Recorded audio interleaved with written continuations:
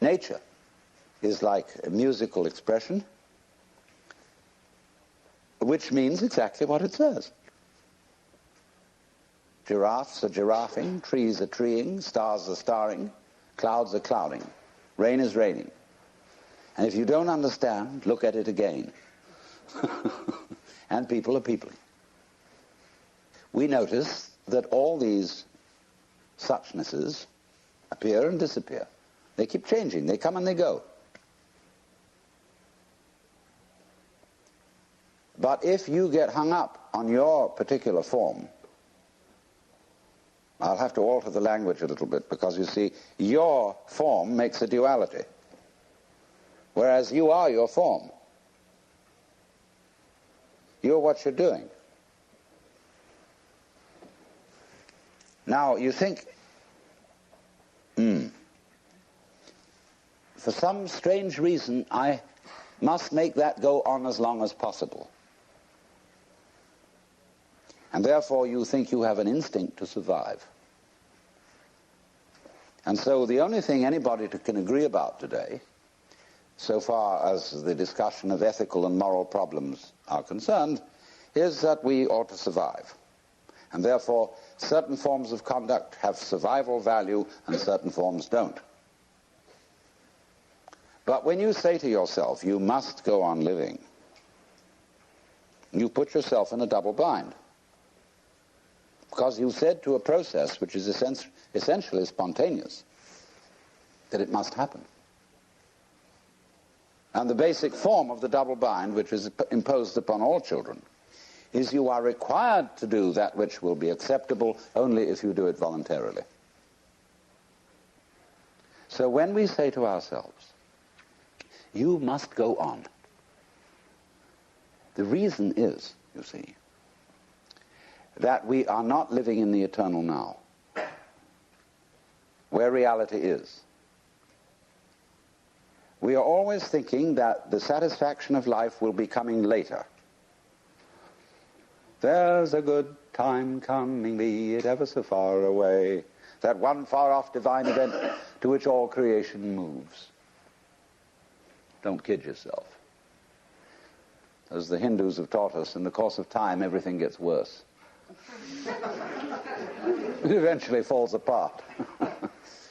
Comes Kali Yuga and Shiva at the end, and boom. Which is to say, only suckers put hope in the future.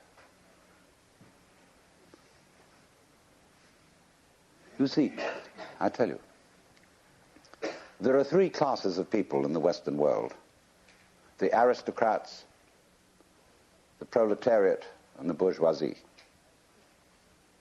The aristocrats live on the past because they come of noble family. And they're like potatoes because the best part of them is underground. The proletariat live in the present because they have nothing else. And the poor bourgeoisie live for the future.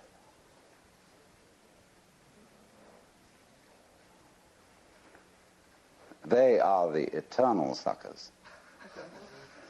They can always open to a con game. So when they find out that really there isn't much of a future, you're going to die, they transpose the future into a spiritual dimension. And they figure this material world is not the real world, but the spiritual world is the real world. And there will be somewhere, somehow, an eternal life for me. A charge to keep I have, a God to glorify, a never-dying soul to save and fit it for the sky. Well, then they say to them, what are you going to do there? Well, they haven't the faintest idea. You know that? If you ask theologians about what they think is going to happen in heaven, they just dry up. Oh, we're going to play harps. I mean, there's a symbolic meaning to that which I could go into, but the average person's idea of heaven is an absolute bore. I mean, it's like being in church forever. And children see this immediately. Children, when they hear a hymn like, weary of earth and laden with my sin, I looked at heaven and longed to enter in, they think, oh God, heaven is to be in church for always. And they think hell is preferable. There's at least some excitement going on. And you see it in medieval art. You go to the Metropolitan Museum in New York and you see Jan van Eyck's painting of the Last Judgment. Heaven on top, hell below. In heaven, everybody's looking like the cat that swallowed the canary, sitting in rows and very smug. God the Father as president. And, oh dear. Beneath this, there's a winged skull, like a bat. And squirming bodies, all nude, all being eaten by snakes, and I don't know, there's a fantastic thing going on. But in that, you see, Van Eyck had a ball painting that, because in medieval way, it was the only way you could get away with painting nudes. And sexy scenes, sadomasochistic, see? So that's naturally why hell became much more interesting than heaven. So, therefore, this hope for the future is a hoax. It's a perfect hoax. And maybe we will make spiritual progress. Everybody puts it off. Maybe if I work at yoga for 10 years, 20 years, and do this thing, I will eventually make it to moksha, to nirvana, whatever. That's nothing more than a postponement. It's this business of, because you're not fully alive now, you think maybe someday you will be. Look, supposing I ask you, what did you do yesterday? No, what did I do yesterday? In fact, I've forgotten. So, but most people will say, well, let me see now. Let me get out my notebook. I got up at 7:30 and I brushed my teeth and I read the newspaper over a cup of coffee. And then I looked at the clock and dressed and got in the car and drove downtown and did this and that in the office and so on, and you go on and on and on, and you suddenly discover that what you've described has absolutely nothing to do with what happened. You've described a scraggly, skeletal, fleshless list of abstractions. Whereas if you were actually aware of what went on, you could never describe it. Because nature is multidimensional. Language is linear. Language is scrawny. And therefore, if you identify the world as it is with the way the world is described, it's as if you were trying to eat dollar bills and expect a nutritious diet. Or eat numbers. A lot of people eat numbers. People play the stock market. They're doing nothing but eating numbers. And they're always unhappy. Absolutely miserable. Because they never get anything. So therefore, they always hope more is coming. Because they believe that if they eat enough dollar bills, eventually something satisfactory will happen.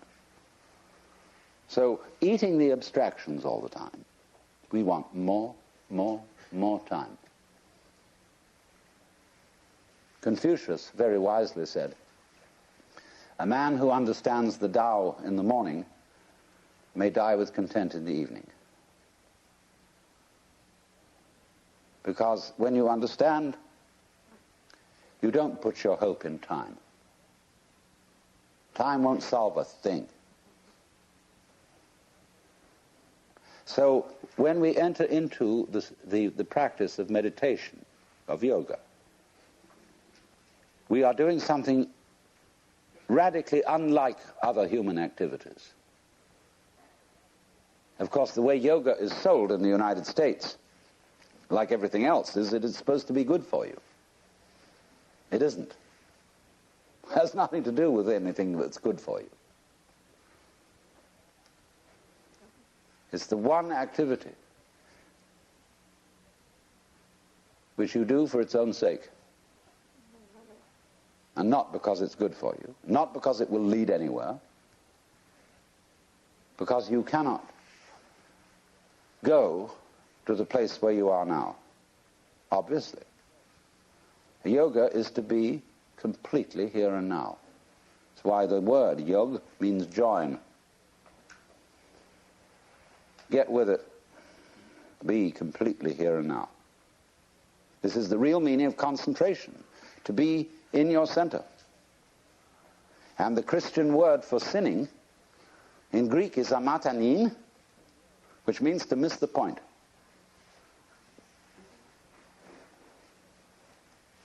And the point is eternal life, which is here and now. Come to your senses.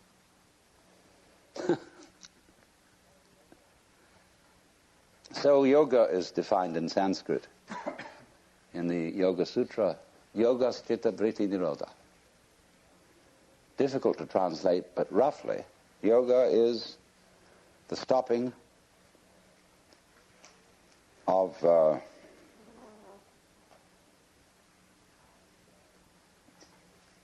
vritti is turning, see, like a wheel, and chitta is consciousness. Turnings in consciousness. In other words, the attempt of the mind to catch hold of itself, which is what we call thinking, worrying. So we could say loosely, yoga is the cessation of thinking. It's not the cessation of awareness, but of symbolizing, trying to touch reality in terms of thoughts, symbols, descriptions, definitions. Give it up. It's not easy because we do it habitually. But until there is silence of the mind, it is almost impossible to understand eternal life, that is to say, eternal now. If you could come to the place where you suspend conceptions. Conceptions in Sanskrit are called vikalpa. And so this state is called nirvikalpa, not conceptual. And this will be basic to everything I'm going to talk to you about. To understand non-verbal reality, non-conceived reality, what I call suchness, tathata. It's really very easy. It's too easy. That's why it's difficult. But that when you are fully aware and not thinking, you will notice some amazing absences. There is no past. Can you hear anything past, incidentally? Can you hear anything future? They're just not there to the plain sense of one's ears. Ears are easiest to begin with.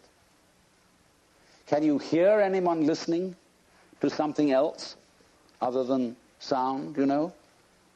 Can you hear the listener? No? Well, then presumably it's not there. Then you become again as a child. And simply forget all that you ever were told and contemplate what is. All these ghosts go away.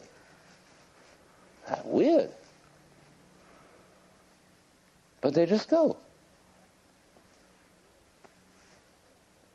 And then you enter into the eternal state. Well, there's no problem. Well, then you go back and you collect your opinions again. You think, well, that won't do. How can I be practical and be in that sort of state? Well, I remember in the Sermon on the Mount that Jesus said a lot of things about this.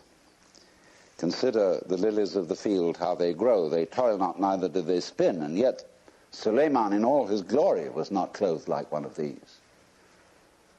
And if God so clothes the grass of the field, which today is and tomorrow is cast into the oven, shall he not much more clothe you, faithless ones? Wow. So, do not worry about tomorrow, saying, what shall we eat, what shall we drink, or how shall we clothe ourselves? Oh, the rabble seeks after these things. Sufficient to the day is the worry of it. Nobody ever preaches a sermon on that text. Never. I've heard lots of sermons, and never one on that one, because people say, look, that's all very well, because Jesus was the boss's son. And he knew, you see, that he was really in charge of the universe, and he'd nothing to worry about. But we have to be practical. Oh? What do you suppose the gospel was? The good news. Do you know it never got out?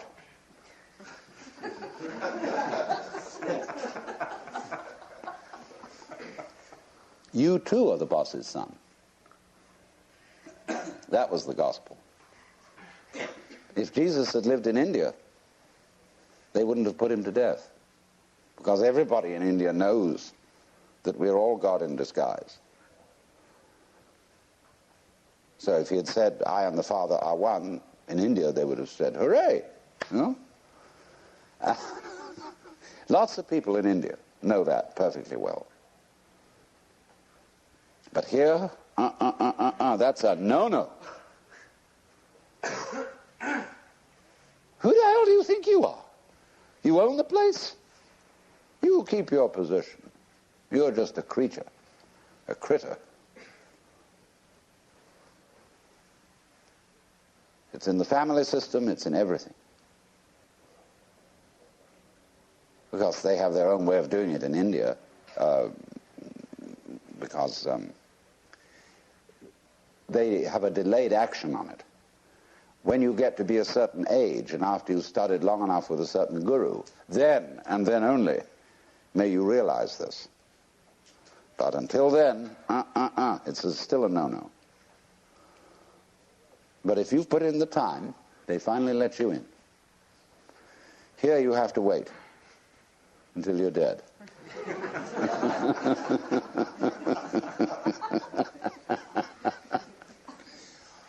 Well, all that's bullshit. The only place to begin is now. Because here's where we are.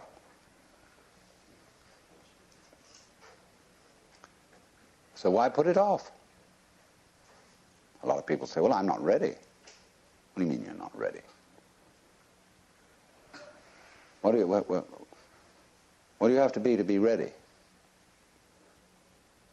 Well,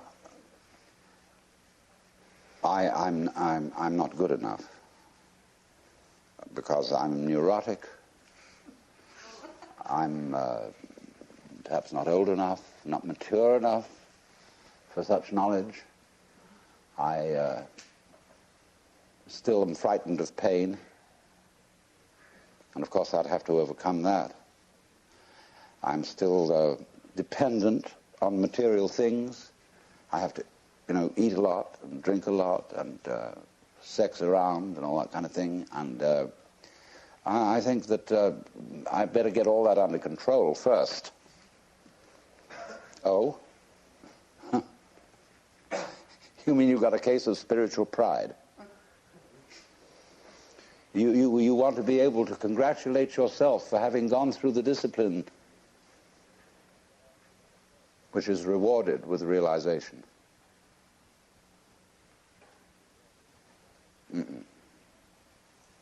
That is trying to quench fire with fire. In other words, the reason, wouldn't it be great to be a mystic? Look at it this way. I mean, crazy, to have no fear, no attachments, no hang-ups, to be as free as the air,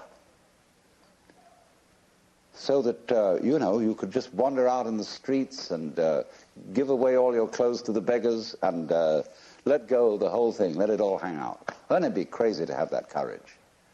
And you look into yourself honestly, and you find that inside you're actually a quaking mess of sensitivity. So that this desire to be the great mystic is nothing more than a symptom of your quaking mess. It's self-defense.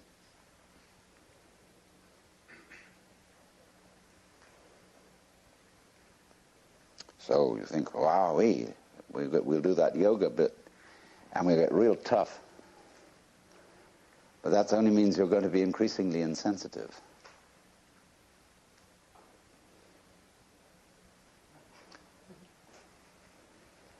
Running away from the quaking mess, escaping. You never can. You're stuck with it. There's nothing you can actually do to transform your own nature into unattached selflessness, because you have a selfish reason for wanting to do it. Well, that's pretty depressing, isn't it? You mean to tell me that the only people who get really enlightened and liberated are those whom the grace of God somehow hits in an arbitrary way, and all you can do is sit around and wait? Well, let's begin with that supposition. Let's suppose there's nothing we can do to change ourselves. Psychotherapy, religion, all this is absolutely in vain. There's nothing you can do about it. It's like trying, as I said, to bite your own teeth or lift yourself up by your own bootstraps. Incidentally, it struck me as funny, a lot of people are using that phrase in the wrong way. They say when something very difficult has to be done, we have to lift ourselves up by our own bootstraps. You can't. It's impossible. That's terribly depressing. You mean, Alan Watts, you'll come here simply to tell us that there's nothing we can do? I mean, here we are all presumably assembled in a cultural milieu, spiritual milieu, psychotherapeutic milieu, where we are supposed to get better. And I tell you, there's nothing you can do about it. Well, I say, give us our money back. Go to somebody else who'll be more encouraging. But,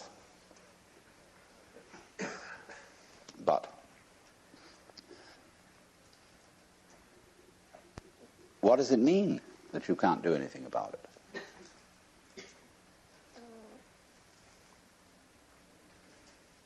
It's singing loud and clear. The reason you can't do anything about it is that you don't exist.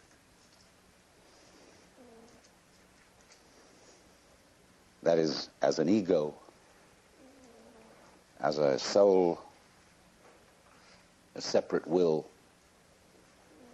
it just isn't there. Well, when you understand that, you're liberated. They say in Zen, you cannot take hold of it, nor can you get rid of it. In not being able to get it, you get it. When you are silent, it speaks. When you speak, it is silent. Now, don't misunderstand me. This is not any kind of fatalism. When I say you, as you conceive yourself to be, that is your ego, your image of yourself, isn't there. It doesn't exist.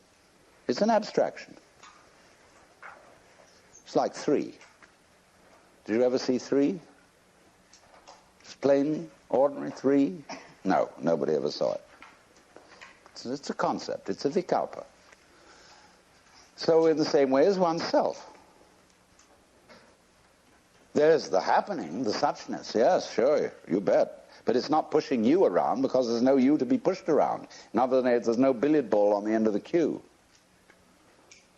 There's the cue.